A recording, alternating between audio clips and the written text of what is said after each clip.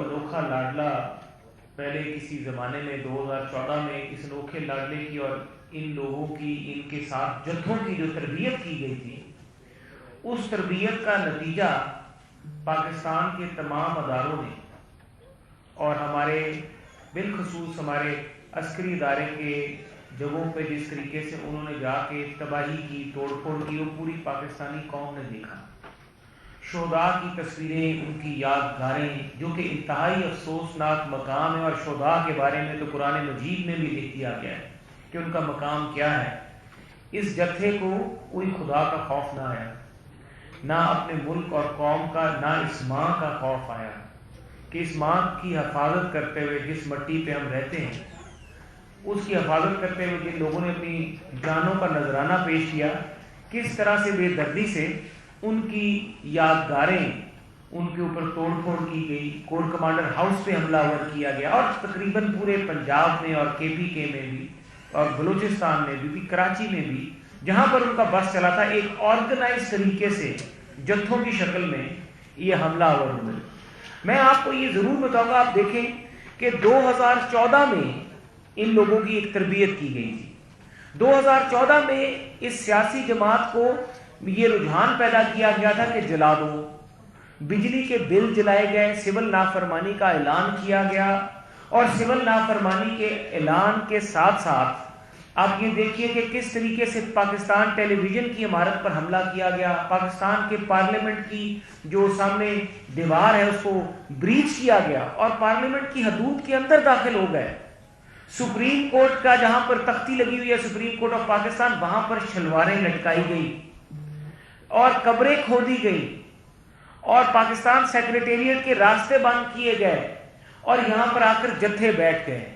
2014 کی اس غلطی کا خمیازہ پاکستانی قوم نے، پاکستان کے اداروں نے 2014 میں بھگتا، اور یہ وہ لوگ تھے، یہ وہ مکتبہ فکر تھا، یہ سوچ اور نظریہ تھا جس کو اس طریقے سے پالا گیا کہ ان لوگوں کے بیچ میں قانون کا احترام، عدالتوں کا احترام، پارلیمنٹ کا احترام، ریاستی اداروں کا احترام ختم کیا گیا۔ ان کی تربیت عمران خان نے اپنے کارکنوں کی سیاسی تربیت اس طرح سے کی کہ وہ کہنے پہ تو وہ اگر تحریک طالبان والوں کی تو داڑیاں ہوتی ہیں، اگر ان کی داڑیاں ہوتی تو جو کچھ انہوں نے کیا اور تحریک طالبان پاکستان والے کرتے رہے اس میں کوئی فرق نہیں تھا۔ لیکن کیا 2014 کی جو غلطیاں ہم نے کی اس سے ہم نے سبق نہیں سیکھا؟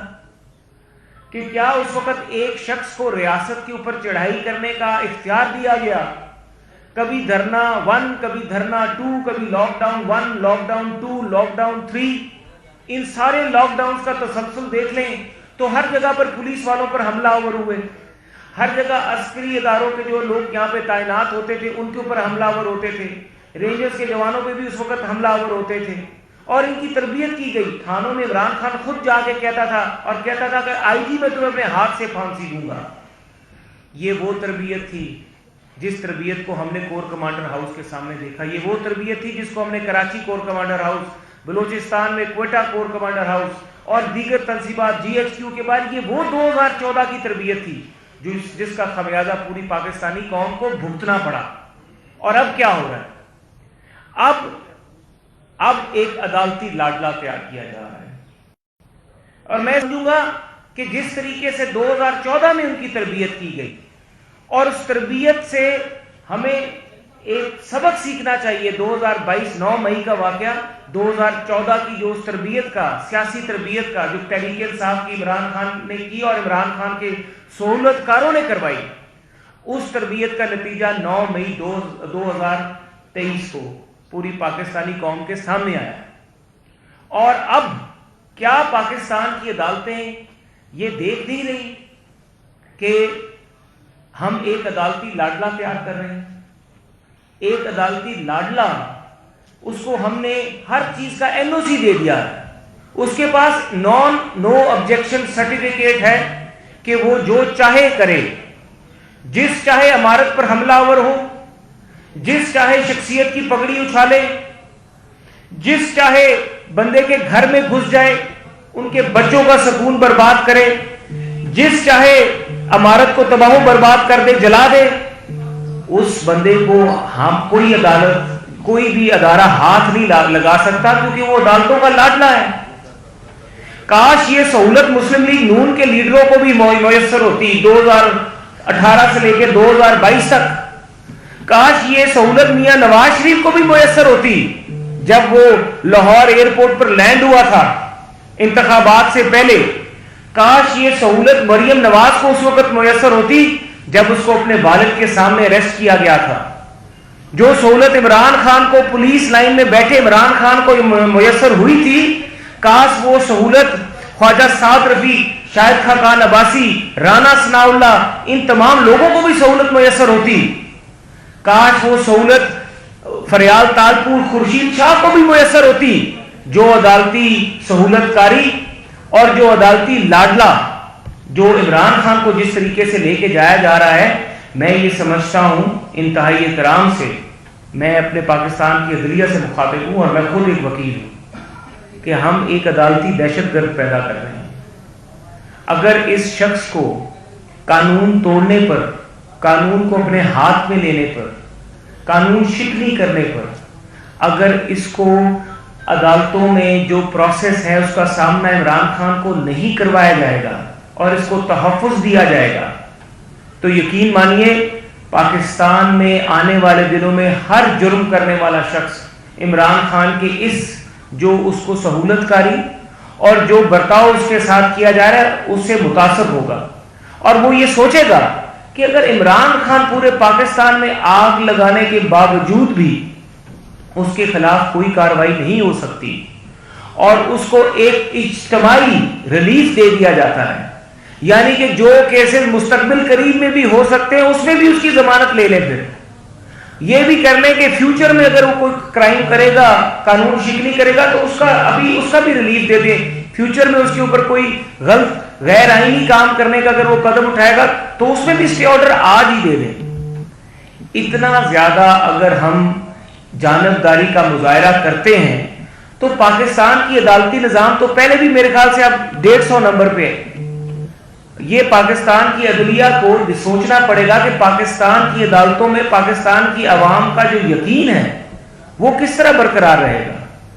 میں ایک سوال پوچھتا ہوں کہ جب ہم 2018 سے 2022 تک اپوزیشن میں تھے اور ہم کوئی بھی پٹیشن لے کر اسی اسلام آباد ہائی کورٹ میں جایا کرتے تو ہمیں جسٹس اطہر من اللہ صاحب جو اس وقت چیف جسٹس تھے اسلام آباد ہائی کورٹ کے, ایک بڑا لیکچر دیا کرتے تھے اور وہ ہمیں آرٹیکل 69 کانسٹیٹیوشن کی جو ہے 69 بتایا کرتے تھے, ہمیں سمجھایا کرتے تھے کہ پارلیمنٹ کے پروسیس میں ہم انٹرفیئر نہیں کر سکتے, پارلیمنٹ کی پروسیڈنگز کے پروسیس میں ہم انٹرفیئر نہیں کر سکتے, پارلیمنٹ کی کمیٹی کے پروسیس میں ہم انٹرفیئر نہیں کر سکتے.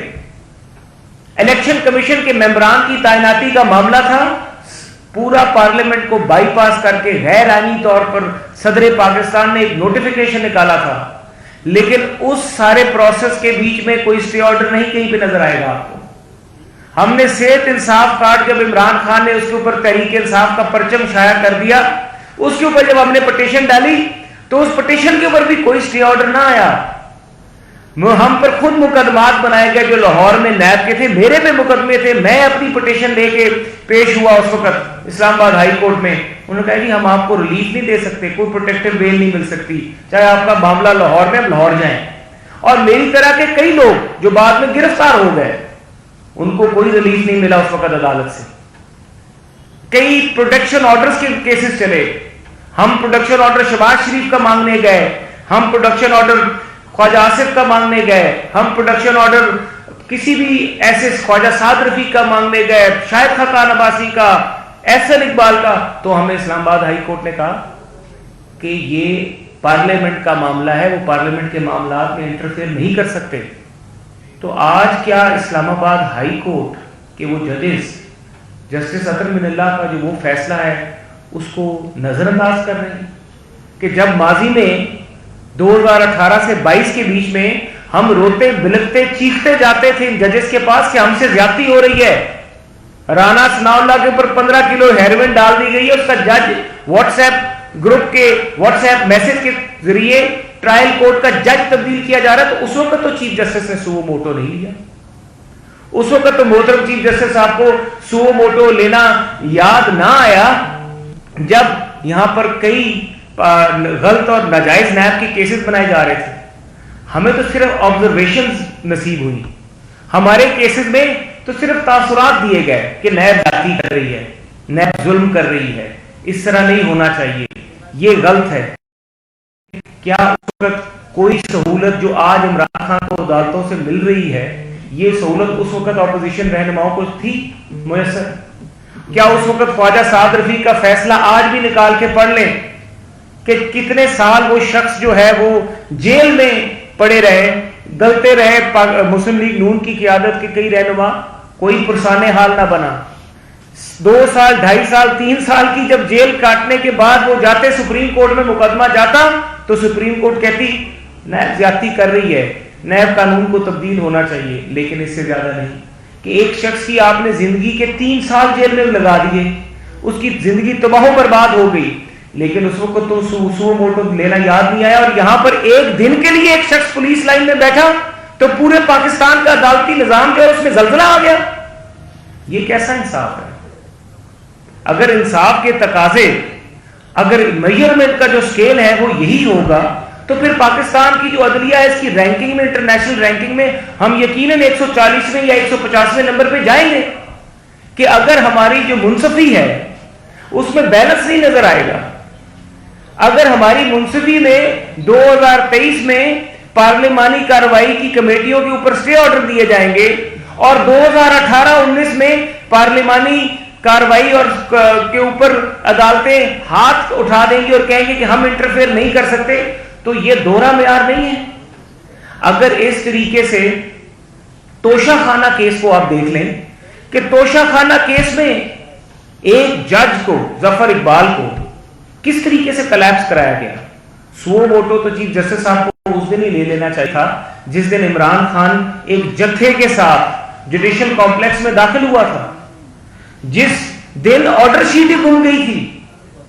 ایک شخص چوری کرتا ہے، ڈکیتی کرتا ہے، آپ اس کو اتنی پروٹیکشن دینا شروع کر دیتے ہیں کہ اس کو عدالتوں پر حملے کرنے کی اجازت دے دیتے ہیں. لوور جوڈیشری کے ججز کی جب تصویریں تحریک انصاف کے لوگوں نے ٹویٹ کی، لوور جوڈیشری کے ججز کی تصویریں اور ان کے پتے تحریک انصاف کے ممبرز نے جب ٹویٹ کیے، سو موٹو تو اس وقت لے لینا چاہیے تھا. کیونکہ آپ وہ سرپرستی کرتے ہیں لوور جوڈیشری کے ججز کی. زیبا چودھری کا واقعہ ہو، ظفر اقبال کلیپس کر گئے ایک جج کو. میں خود اس دن جوڈیشل کمپلیکس میں تھا، میں نے اپنی آنکھوں سے حال دیکھا کہ آپ نے ایک پری پلان طریقے سے ایک شخص حملہ آور ہوتا ہے جوڈیشل کمپلیکس پہ، جج مینٹلی طور پہ کلیپس کر جاتا ہے، اس کے سامنے ہزاروں کا جتھا بندہ لے کے اندر آ جاتا ہے.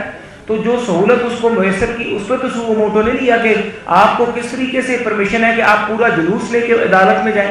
جب آپ نے ایک چوری کی ہے، ایک ڈکیتی کی ہے، توشہ خانہ سے مال بنایا ہے، پیسہ چوری کیا ہے آپ نے اور بشرا بیگم نے، تو پھر اس کے بعد آپ کے پاس یہ اختیار ہے کہ آپ جب بھی آپ پر فرد جرم لگنے لگے، 8 ماہ سے ستمبر میں توشہ خانہ کا فیصلہ آیا، ستمبر، اکتوبر، نومبر، دسمبر، جنوری، فروری، مارچ، 8 ماہ گزر گئے. تقریباً 8 ماہ گزرنے کے بعد ایک شخص پہ فرد جرم تو نہیں لگی. نواز شریف کا تو مقدمہ آپ نے چند دنوں میں فیصلہ کر دیا. کیا نواز شریف کو ضمانت کی سہولت میسر ہوئی؟ اس کی بیٹی کو میسر ہوئی؟ یہاں پر تو ابھی نیب کا مقدمہ کا آغاز نہیں ہوا القادر ٹرسٹ کا، تو آپ نے اس سے پہلے ہی اس کی ضمانت لے لی ہے. کیا ریمانڈ ہوگا، کیا تحقیق ہوگی، کیا انویسٹیگیشن ہوگی؟ آپ توشہ خانہ کیس میں پروسیڈنگز کو روک دیتے ہیں، پروسیڈنگز کے اوپر سٹے آرڈر کر دیتے ہیں. تو کیا یہ سہولت آپ نے نواز شریف کو میسر کی تھی؟ کیا یہ سہولت شہباز شریف کو میسر تھی؟ کیا یہ سہولت حمزہ شہباز، فریال تارکول، خورشید شاہ اور باقی جتنے بھی ہمارے لوگ تھے، رہنما تھے، ان کو یہ سہولت میسر تھی کہ ان کے خلاف مقدمات میں سٹے آرڈر دے دیے جائیں؟ جج بشیر صاحب کے اوپر تو مانیٹرنگ جج بٹھایا گیا تھا، اور ثاقب نثار کی اب تو ریکارڈنگز منہ بولتا ثبوت ہے بلکہ ایڈمیشن ہے کہ کس طریقے سے نواز شریف صاحب کے خلاف فیصلہ کرایا گیا. تو کیا اس وقت ضمیر نہیں جاگا؟ اس وقت ایوان میں، عدالتوں کے ایوانوں میں بیٹھے ہوئے ہمارے معزز ججز صاحبان کا، کہ جنہوں نے دیکھا ہو کہ ایک شخص کو ہم بے گناہ سزا دے رہے ہیں، جس کے بعد لندن کی عدالتوں نے اور وہ مساوے جو تھے انہوں نے اپنی کہا کہ جو نواز شریف کے خلاف کیسز بنائے گئے وہ سب جھوٹ تھے، وہ غلط تھے، تو کیا اس پہ سو موٹو نہیں بنتا؟ آج بھی وہ شخص پاکستان سے باہر بیٹھا ہے، ایک ایسا جرم جس جرم کے جو اس نے کیا ہی نہیں، کیا اس پہ سو موٹو نہیں بنتا؟ تو یہ جو رویہ ہے کہ عدالتوں کو، ٹرائل کورٹس کو کارروائی کرنے سے روک دیا جاتا ہے. اب میرے خیال سے توشہ خانہ میں جو 8 جون یا کیا تاریخ ہے کہ مارچ میں ایک شخص پہ فرد جرم عائد ہوتی ہے. آپ پہلی دفعہ سنا کہ ایک شخص پہ فرد جرم عائد ہوئی ہے، اس کی آپ نے پروسیڈنگ ہی روک دی ہے. اس کی پروسیڈر ٹرائل ہونے دیں، اگر اس نے غلط کیا ہوگا تو سامنے آ جائے گا، اگر اس کو سزا ہوگی تو وہ اپیل میں آپ کے پاس دوبارہ آ جائے گا، جو کہ پاکستان کی ایک قانونی جو ہماری رجیم ہے اس کے نیچے ہوتا ہے. لیکن یہاں پہ کیا ہو رہا ہے؟ یہاں پہ یہ ہو رہا ہے کہ نہیں، عمران خان وہ عدالتی لاڈلا ہے، اس کے کیسز کو سٹے دے دیا جائے. اس نے اگر چوری کی ہے، اس نے القادر ٹرسٹ میں غبن کیا ہے، وہاں سے پیسے لیے، کک بیکس لیے، نہیں، اس کو سٹے دے دیا جائے. القادر کی پروسیڈنگز، توشہ خانہ کی پروسیڈنگز، جہاں جہاں پر عمران خان کے خلاف مقدمات چل رہے ہیں، سوال صرف یہی ہے کہ کیا یہ سہولت نواز شریف کو اور باقی پاکستان کے جتنے بھی لیڈران ہیں، کیا یہ ان کو سہولت میسر تھی پاکستان کی عدلیہ کی طرف سے کہ جب ان کے ساتھ زیادتی، ظلم اور جبر ہوتا تھا، کیا اس وقت عدالتیں سو موٹو لیتی تھی؟ کیا اس وقت عدالتیں یک طرفہ جس طریقے سے آج کارروائی کرتی ہیں، کیا اس وقت اس طریقے سے یک طرفہ کارروائی کی جاتی تھی؟ کیا اس وقت رانا ثناء اللہ کا جب جج چینج ہوا اور اس کو جس طریقے سے پکڑا گیا اور سارا کچھ سامنے بھی آ گیا اور بین الاقوامی لیول پہ پاکستان کی جگ رسائی ہوئی کہ ایک سابقہ وزیر قانون، ایک لیڈر آف دا اپوزیشن، سابقہ ایک بڑا سیاسی جماعت کا پروونشل پریزیڈنٹ پارٹی کا، اس پہ آپ نے 15 کلو ہیروئن ڈال دی ہے. کیا اس وقت ہمارے جو ججز تھے ان کا ضمیر نہیں جاگا کہ یہ جو ظلم ہو رہا ہے ہمیں اس کا بھی نوٹس لینا چاہیے؟ یہ وہ سوال ہے، یہ وہ سوال ہیں جو اب اٹھ رہے ہیں، یہ وہ سوال ہیں جن کے بارے میں پوری پاکستانی قوم دیکھ رہی ہے. اور جواب اس کا یہ ہے کہ 2014 میں جس طریقے سے ایک شخص کو اور ایک سیاسی جماعت کو پاکستان کے پولیٹیکل اور جمہوری پروسیس کے بیچ میں ایک سیاسی جماعت کو عسکریت انتہا پسند جماعت بنا دیا گیا، تو کیا اب اس طرح کے حکم نامے، اس طرح کی جو پروٹیکشن ہے عدالتی، کیا اس طرح کی پروٹیکشن دوبارہ سے، کیا ہم وہی غلطی تو نہیں کرنے جا رہے ہیں جو کہ 2014 میں ہوئی اور اس کا خمیازہ پاکستانی قوم نے 9 مئی 2023 کو بھگتا؟ تو اب جو یہ عدالتی ایک سہولت کاری اس کو میسر ہو رہی ہے، تو کیا یہ سہولت کاری جو ہے، کیا یہ وہ 2014 والی سہولت کاری تو نہیں؟ اور اس 2014 والی سہولت کاری کا نتیجہ جس طریقے سے 9 مئی 2023 کو پاکستان کے اداروں کو، ہم سب لوگوں کو بھگتنا پڑا، تو کیا اس طرح کے نتائج کل آپ کو بھی نہ بھگتنے پڑ جائیں؟ یہ لمحہ فکریہ ہے اس قوم کے لیے کہ no one is above the law, everyone is answerable to the law. Even if it is the Prime Minister or a person walking on the street in Pakistan, he is answerable to the law. یہ کوئی قانون میں جو جانبداری ہے اس کا کوئی concept نہیں ہے. یہ نہیں ہے کہ 2018 کی جو پارلیمنٹ ہے، 2019 کی جو پارلیمنٹ ہے، وہاں پہ آپ کو ٹرائکوٹمی آف پاور کا کانسیپٹ یاد آ جائے، اور 2022-23 کی جو پارلیمنٹ ہے وہاں پر آپ کہیں کہ پارلیمنٹ جو ہے وہ اپنی جو باؤنڈریز ہیں ان کو تجاوز کر رہا ہے. وہاں پہ آپ کو آرٹیکل 69 بھول جائے، 2018-19 میں آپ کو آرٹیکل 69 یاد رہے. تو یہ جو دوہرا معیار ہے اب پاکستان کی عوام کے سامنے آ رہا ہے، اور یہ دوہرا معیار زیادہ عرصہ چل نہیں سکتا. اگر پاکستان نے گرو کرنا ہے، پروگریس کرنا ہے، تو پاکستان کے بیچ میں سیپریشن آف پاور اور ٹرائکوٹمی آف پاور ہونی پڑے گی. ہر ادارے کو اپنی اپنی باؤنڈریز میں رہ کے کام کرنا پڑے گا. پارلیمنٹ کے کام میں عدلیہ کو یہ حق حاصل نہیں کہ وہ قانون سازی کرے، عدلیہ کو یہ حق حاصل نہیں کہ وہ آئین سازی کرے. یا وہ کانسٹیٹیوشن ری رائٹ کرے. عدلیہ کو کہیں پہ بھی پاکستان کا آئین، پاکستان کا دستور یہ حق نہیں دیتا.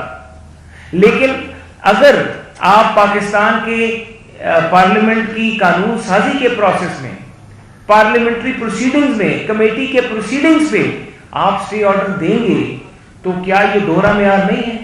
کیا اس وقت عدالتوں کے اصول اور پرنسپلز اور کیس لا کچھ اور تھا اور آج اچانک عمران خان جب آیا ہے زیر تاب تو کچھ اور ہو گیا؟ تو یہ وہ سب چیزیں ہیں جن کے جواب پاکستانی قوم جو ہے وہ مانگ رہی ہے. پاکستانی قوم ہم منتظر ہے کہ 8 جون کو یا 6 جون کو جب توشہ خانہ کا مقدمہ اسلام آباد ہائی کورٹ میں لگتا ہے تو قوم ضرور یہ سوال پوچھے گی کہ کیا نواز شریف کے کیسز میں آپ نے اسٹے آرڈر کیوں نہیں دیے؟ اگر آپ سمجھتے تھے کہ ایک بندے سے زیادتی ہو رہی ہے تو وہاں پر اسٹے آرڈر نہیں ہے. شہباز شریف کو اسٹے آرڈر نہیں ملتا، مقدمہ اس کے خلاف چلایا جاتا ہے. سزائیں ہوتی ہیں نواز شریف کو اور اس کی بیٹی کو، سزائیں ہوتی ہیں باقی سارے قائدین کو، اور عدم اعتماد نہ ہوتی تو باقاعدہ اسپیشل کورٹس بنا کے اسپیشل ججز اپوائنٹ کر کے انتخابات سے پہلے پوری پاکستان کی جو لیڈرشپ ہے عمران خان کے خلاف ان کو سزائیں دینے کا پروسیس کیا جانے کی تیاری کر لی گئی تھی. کیا اس کو اس وقت آپ نے سو موٹو لیا؟ یہ باتیں اس وقت خبروں میں آ رہی تھی، اخباروں کی زینت بن رہی تھی کہ یہ ایک پورا ایکشن پلان بن چکا ہے کہ پوری پاکستان کی پولیٹیکل لیڈرشپ کو آؤٹ کرنا ہے، پالیٹکس سے کلین بولڈ کرنا ہے اور عمران خان کو پھر پرچے میں نقل مروانی ہے. جس طرح نقل مار کے 2018 میں اس کو پاس کروایا گیا، اس کو 2023 میں دوبارہ سے نقل مار کے پاس کروانے کا پروگرام تھا. اور جو اب یہ رویہ اختیار کیا گیا ہے، یہ رویہ جو ہماری معزز عدالتوں کی طرف سے اختیار کیا گیا ہے، کچھ سوچیے اس بارے میں. یہ لمحہ فکریہ ہے، کیونکہ کمپیریزن کر لیجئے.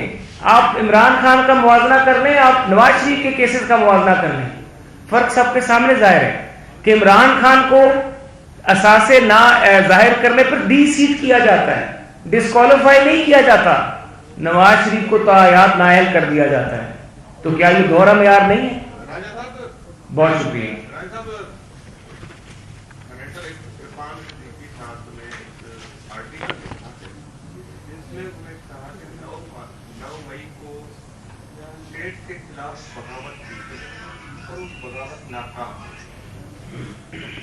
یہ بات اور بھی لوگ کہہ رہے ہیں، چل رہی ہے، لیکن موجودہ حکومت جو کہ حکومت ہے اس کو بغاوت کیوں نہیں سمجھ رہی؟ ابھی تک اس کو کبھی سرپسندی کہا جاتا ہے، کبھی ٹیرر کہا جاتا ہے، کبھی کچھ کہا جاتا ہے. جس طرح کے واقعات ہوئے ہیں وہ تو بغاوت کی، ایسے واقعات بغاوت کو اب سوال ذرا کریں. تو حکومت جو بغاوت کرنے والوں کے ساتھ سلوک ہوتا ہے، جو ایکشن لیے جاتے ہیں، وہ ایکشن حکومت ان بھائیوں کے خلاف نہیں لے رہی. اب کیوں، کس بات کا حکومت کو ڈر؟ دیکھیے ایکشن تو حکومت بالکل لے رہی ہے اور بہت ثبوت ہیں، ایویڈنسز ہیں ان کے ساتھ لے رہی ہے. لیکن ایکشن اگر کوئی لینے دے تو اگر پاکستان کی عدالتیں ہی ان دہشت گردوں کو تحفظ دینا شروع کر دیں تو کتنے افسوس کا مقام ہے. رائے صاحب یہ بتائیں کہ یہ جو تحفظ مل رہا ہے عدلیہ کی طرف سے ان دہشت گردوں کو، تو کیا عدلیہ کے اندر صرف کوئی 1 2 4 لوگ اس کے ذمہ دار ہیں یا پوری عدلیہ کے جو جج صاحبان ہیں وہ ذمہ دار ہیں؟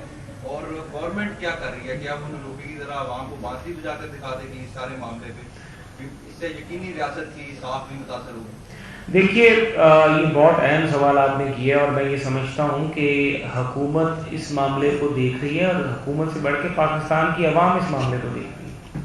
اگر پاکستان کی عوام کا ایک بہت بڑا حصہ عدم اعتماد کا اظہار کر دیتا ہے ایک بینچ کے اوپر جو کہ پارلیمنٹ میں موجود ہوتا ہے، تو میرے خیال سے بہتری اسی میں تھی کہ اگر آپ کی منصفی پہ سوال آ جائے کہ میری منصفی جو ہے اس میں جانبداری نظر آتی ہے تو منصف کو خود ہی اپنی کرسی چھوڑ دینی چاہیے. روایت تو یہی ہے کہ جب بھی کسی جج کا کانفلکٹ آف انٹرسٹ نظر آتا ہے تو وہ خود ہی ریکیوز کر دیتا ہے کہ میں اس کیس میں نہیں بیٹھ سکتا، میرے فلانے تعلقات ہیں. یہاں پر تو کہا جاتا ہے آپ کو دیکھ کر خوشی ہوئی. جو ہٹ درمی کا مظاہرہ ہے اس کے صاحب ایک یہ جو امینڈمنٹ کی گئی ہے نواز شریف کی واپسی کے لیے کی گئی ہے، جبکہ آپ کے وزیر قانون طاہر صاحب کہہ چکے ہیں کہ نواز شریف اور जहांगीर तरीन साहब जो है ये हो चुके हैं जी। की कानून जी, वो एपेलेट ज्यूरिसडिक्शन है और ये ओरिजिनल ज्यूरिसडिक्शन है जो कानून साजी की गई है। वो नवाज शरीफ साहब के जो फैसले हैं वो एपेलेट ज्यूरिसडिक्शन जो है उसमें सुप्रीम कोर्ट एक्सरसाइज कर रहा है। मोहसिन साहब, आपकी गुफ्तगू का लबे-लुबाब यही है कि इस वक्त इमरान खान के साथ अदलिया की तरफ से जो रवैया रखा गया है ये सिर्फ इसलिए गलत है क्योंकि सेम फैसिलिटी नवाज शरीफ, मरियम नवाज और शहबाज शरीफ साहब को मुयसर नहीं थी। आपको नहीं लगता कि मॉरली आप एक वीक विकेट के ऊपर इस आर्गुमेंट को लेके चल रहे हैं? नहीं, मैंने साथ में 2018 से 22 की पार्लियामेंट की भी बात की। मैंने उस वक्त आपको अतर मिनल्ला साहब को वो फैसला भी बताया, मैंने आपको प्रोडक्शन ऑर्डर्स के फैसलों को बताया, सब साफ ही हैं। आपको याद होगा कि हम प्रोडक्शन ऑर्डर की कोई पिटीशन लेके जाते थे इस्लामाबाद हाई कोर्ट में, तो हमें पहली तारीख में जवाब मिलता था और कहा जाता था कि स्पीकर का मामला है, स्पीकर का इख्तियार, हम कुछ नहीं कर सकते।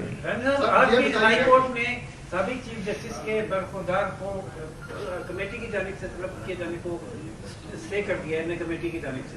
ये क्या ये अदालत का जो है पार्लियामेंट की कारकर्दगी में मुदाखलत नहीं? देखिए, ये मैं यकीनी तौर पे ये समझता हूँ कि आप किसी भी पार्लिमानी कमेटी को उसकी कार्रवाई से नहीं रोक सकते। नहीं होता तो आप क्या और अगर इस तरीके से आप हम स्टे ऑर्डर्स देंगे तो फिर ये जो हमारा बुनियादी प्रेस कॉन्फ्रेंस शुरू करते मैंने बात की, जो हमारा सेपरेशन ऑफ पावर्स या ट्राकोटमी ऑफ पावर का जो कॉन्सेप्ट है पाकिस्तान के आइन में दर्ज है, वो जो कॉन्सेप्ट है उसके ऊपर बहुत बड़ा सवालिया निशान आ जाएगा। 2018 के जो सहूलतकार थे इमरान खान के, उनके खिलाफ हुकूमत क्या करने जा रही है? और ऑडियो लीक्स वाला मामला, क्या दोबारा हुकूमत कोई नया ऑडियो लीक्स कमीशन बनाने जा रही है या नहीं? देखिए, इस मामले में वजारत दाखिला नए कमीशन के हवाले से और हुकूमती मामला पे वो बेहतर बता सकेंगे। और जहाँ तक 2018 की सहूलतकारों का सवाल उठता है, मैं एक पार्लियामेंट, बिकॉज हमने 2018 में जब इमरान को इलेक्शन जितवाया गया और RTS सिस्टम बिठाया गया और जिस तरीके से एक सियासी जमात की नजायज़ पैदाइश हुई, मैं समझता हूँ कि वो तो इलेक्ट ही नहीं हो सकती थी, हुकूमत ही नहीं बना सकती थी। आपने पंजाब में जो MPs लाहौर में जा रहे थे, आपने उनका रुख मोड़ के बनी गाला पे किया गया, किस तेज़ी से जहाज़ चले, किस तरीके से MPs को लेकर लाया गया बनी गाला में और उनको बैत करवाई गई। तो हम तो समझते हैं कि 2018 के सहूलतकारों के साथ बिल्कुल रायत ना दी जाए ताकि आने वाले मुस्तकबिल में ये रवायत बांध लो। अब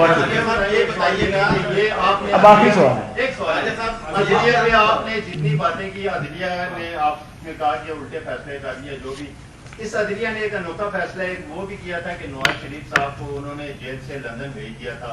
क्या ये सहूलत किसी और कैदी को भी आप दिलवाएंगे मौजूदा हुकूमत होने के, या अदलिया के उस फैसले को भी आप कंडेम रखते हैं? देखिए, हम तो ये भी कहते हैं कि जिस तरीके से नवाज शरीफ को उस वक्त की काबीना ने खुद किया गया, तो काबीना को बुला के पूछे ना, अदलिया को उन काबीना से इस सवाल का जवाब देना चाहिए जिन्होंने उस वक्त कहा कि नवाज शरीफ की सेहत खराब है।